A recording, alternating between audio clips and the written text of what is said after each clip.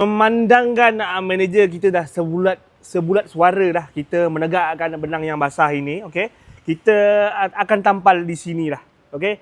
Sebab kita tengok design-design diorang yang tampal stiker Mikado lah, Mikari lah, tampal kat bawah ni lah, okey. Jadi kita tampal terus kat sini lah.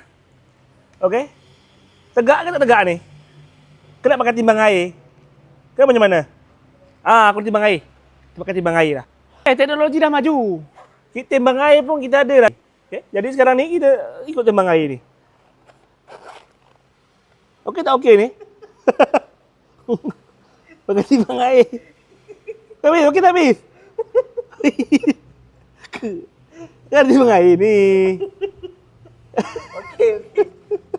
Okey. Pause. Bes, tapi aku takut. Nanti bos marah tak kat sini. Tanya dia dulu lah. Tanya dia dulu lah. Tak mesti konten.